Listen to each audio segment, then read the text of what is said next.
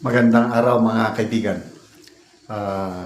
Bigyan natin ng opinion, reaction itong post ni Attorney Harry Roque.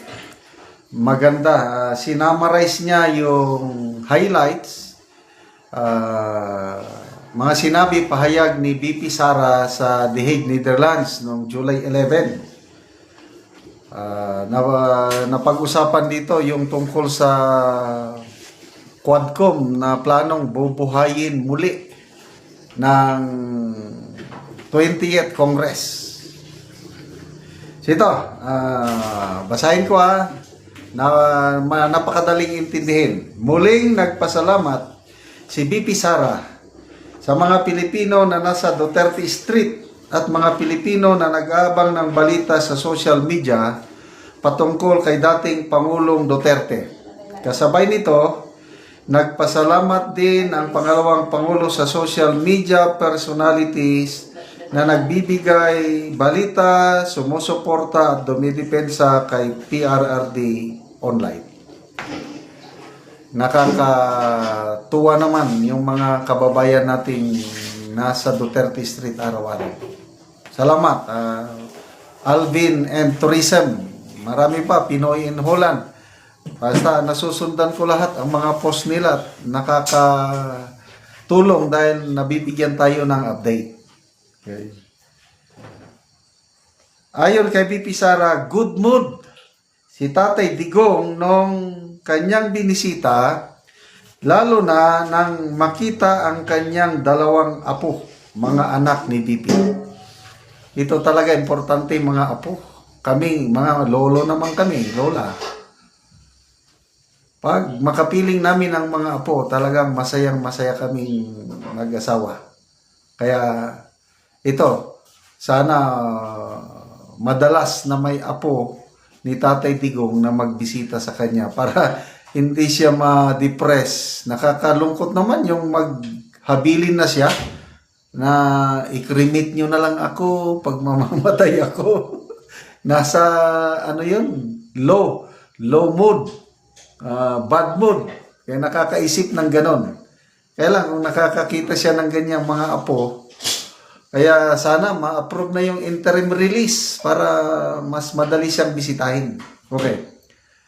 Ibinalita ni BP Sara kay PRRD, wag na lang ito. Yan. Napag-usapan ng mag-ama ang ICC, ito patungkol sa issue ng jurisdiction at interim release. So ito ang inaabangan nating desisyon ng ICC, yung interim release. Ako, araw-araw ko ipinagdarasal. O kahit nag-oppose o nag-object ang prosecution, walang problema, walang imposible sa ating Diyos. Ituloy lang natin pagdarasal na maaprubahan ang kanyang interim release. Then of course, yung mas importante yung issue of jurisdiction, kasi once na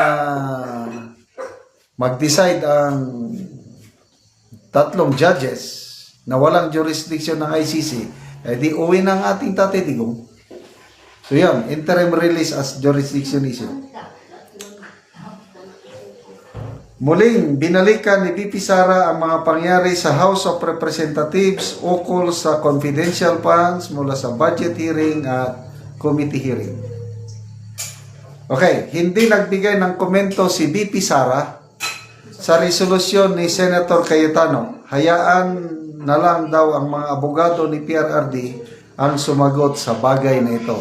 Magpasalamat tayo kay Senator Cayetano sa kanyang resolusyon urging the Philippine government to coordinate with ICC para palabasin si PRRD at magkaroon na lang ng house arrest doon sa Philippine Embassy sa The Hague. O di ba napakaganda? Sana maawa ang administrasyong ito. Okay. Hindi nagulat. Ito na, yung Quadcom. Hindi na nagulat si BP Sara sa pagbuhay muli ng Quadcom.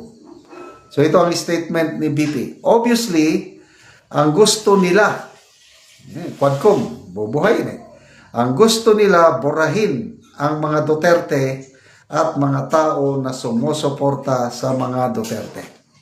Diyan sila nagkakamali. You cannot put a good man or woman down. Sige, tuloy niyo ang quad ko.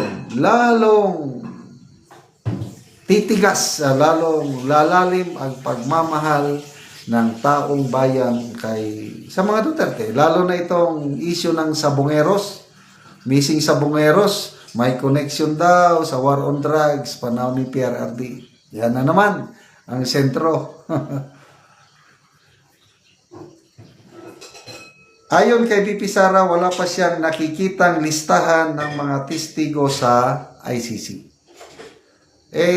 Sabi ni Secretary Boying, 3 o 4 na testigo lang daw ang kaya nilang ipresenta sa ICC.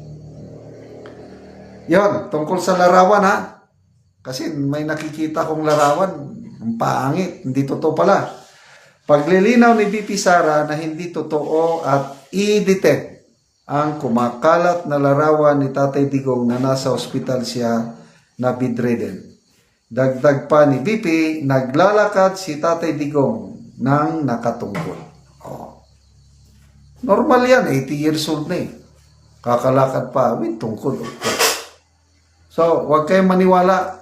Yung mga pictures na kumakalat ngayon na kawawa si Tatay Digong bedridden sa isang hospital bed. Fake news yun. Mensahe ni PRRD sa mga Pilipino, huwag na kayong mag-antay sa kanya dahil ayaw niya raw maabala kayo. Lalong-lalo na ayaw niya daw na gumagastos kayo. Naaabala ba tayo sa paghihintay? Ay, siguro. Itong nasa labas. Diba? Yung nasa Duterte Street, naghihintay ba sa paglabas ni Tatay Digong? Gumagastos. Yun yung organic na pagmamahal ng mga kababayan. Mismo ang kamag-anak namin, hindi sila OFW ha. Nandito lang sa Mindanao. Nabigla kami last month, nandun na lang sa Dihig. Nagbakasyon para lang bisitahin si PRRD. Ganon katindi yung pagmamahal ng nakakaraming Pilipino sa ating minamahal na Tatay Digong.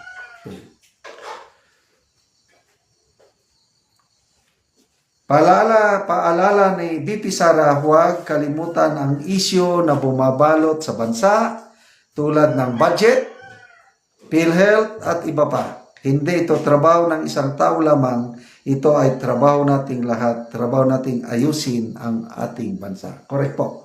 Mag-ingay po tayo.